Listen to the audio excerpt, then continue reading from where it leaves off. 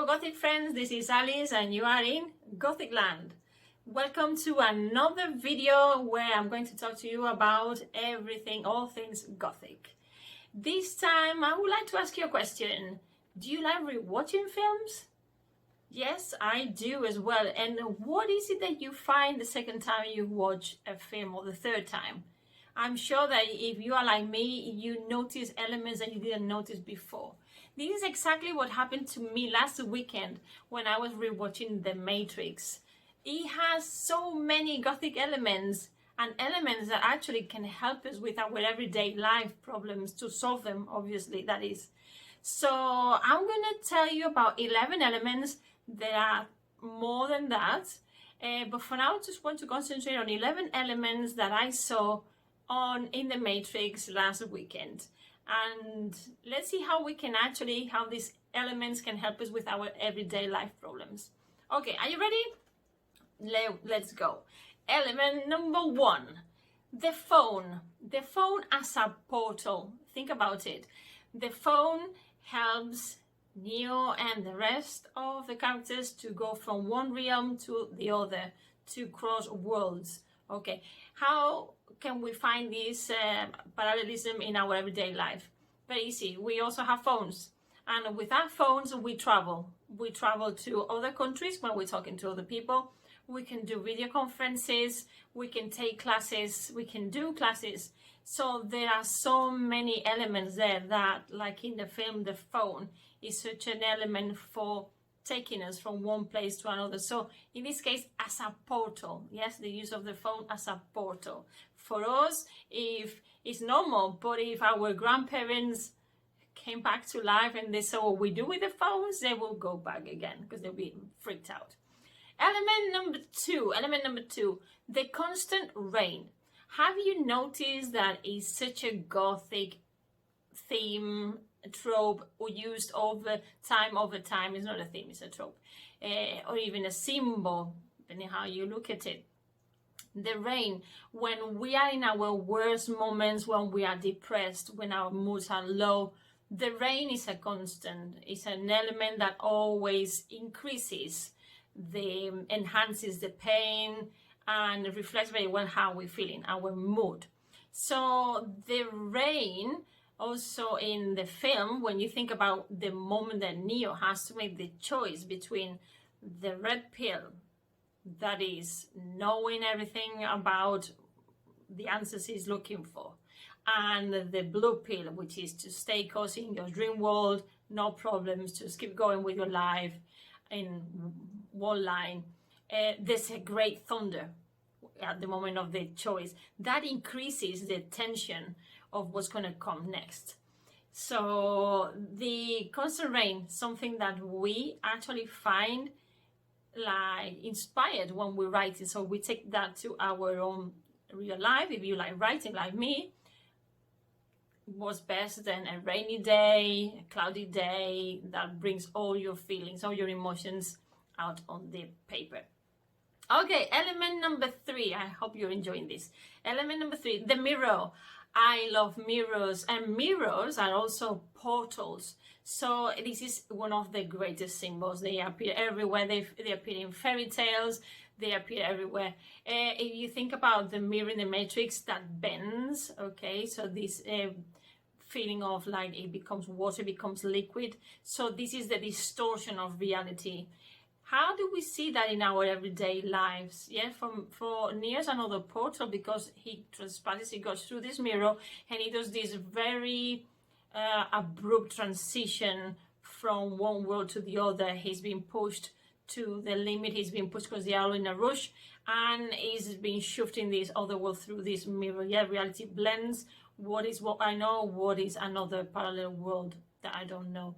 Where everything is possible. Yeah, the Gothic touch, everything is possible. Fantasy, in this case, we have science fiction as well, but I'm just concentrating on the Gothic elements. So it's also in our everyday lives, we talk about the eyes being the mirrors of the soul. Yes, in Spanish we use that phrase as well.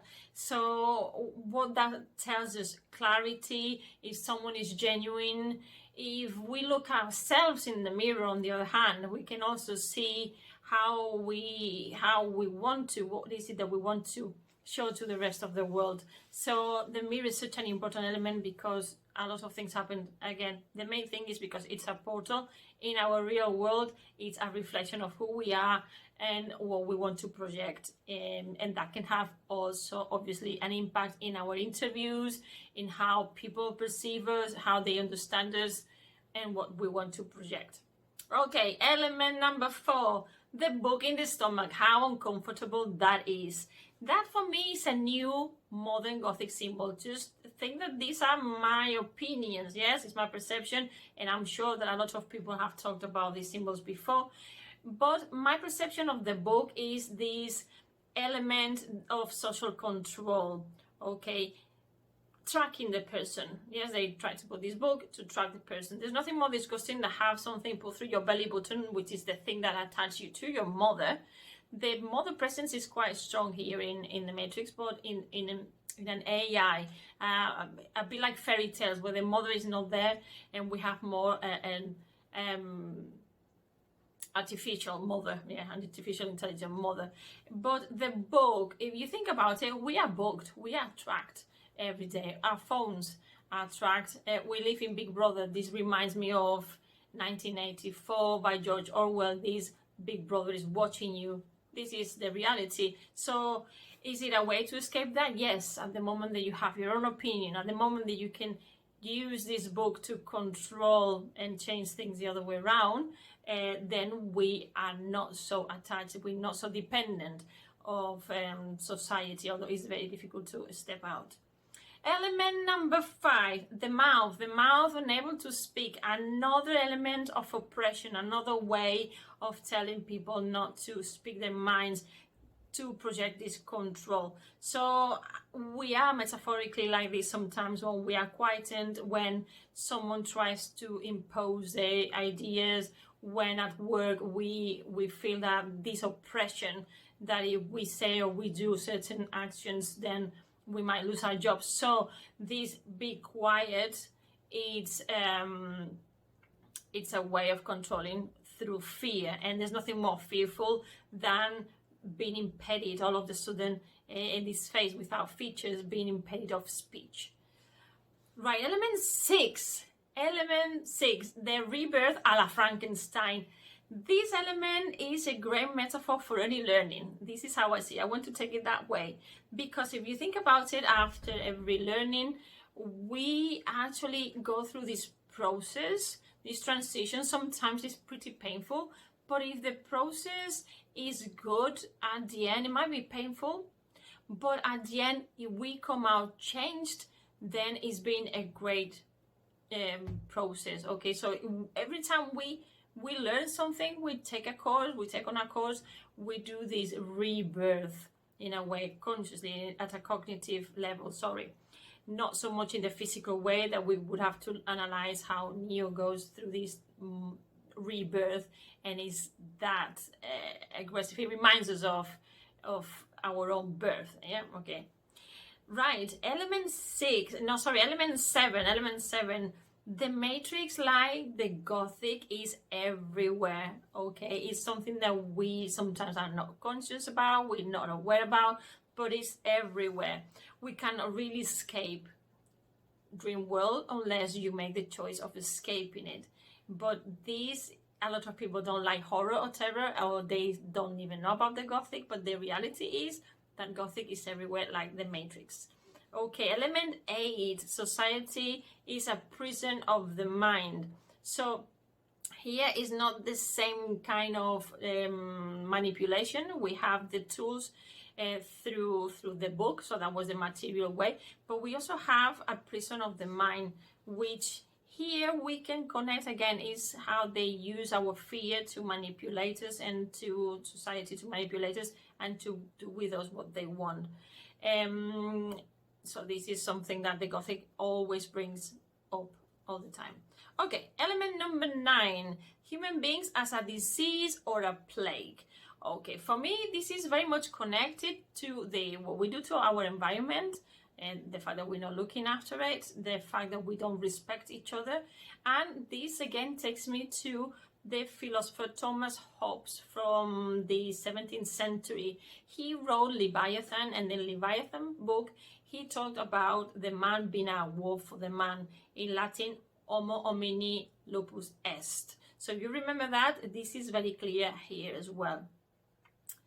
Okay, then element number 10. Sorry, I have to have my papers not to forget any of them. Element number 10, the agents as shapeshifters, sorry.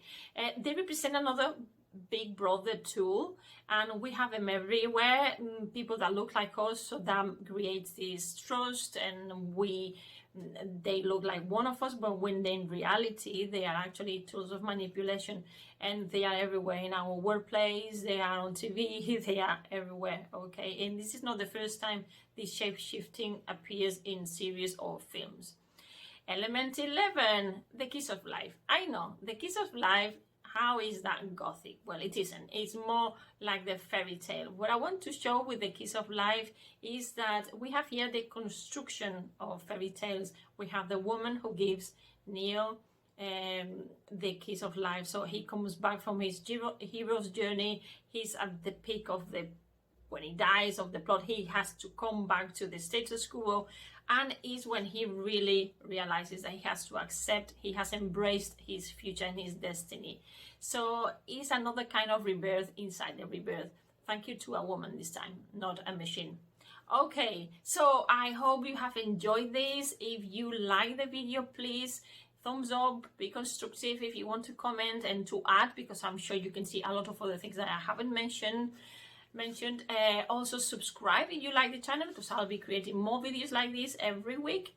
And in another video we can also talk about characters if you want. Why not? We can talk about the role of the different characters, because I haven't mentioned any of them, and they are also very important. If you like these videos and you want to follow me, I am also on Facebook, Alice in Gothic Land on Facebook. That is with capital A, capital G, capital A, sorry, L. You can also find me on Twitter, that is Gothic Alice 74, capital G, capital A. And you can also find me, that's it, I have my blog, but I will tell you more about it because I'm still working on it. I am constantly working on my blog. Okay, so I hope you have enjoyed it. We've done like 12 minutes, almost 13 minutes. I'm really happy that you're here again, and see you next time. Thank you very much. Take after yourself, look after yourselves. Bye bye, Gothic friends.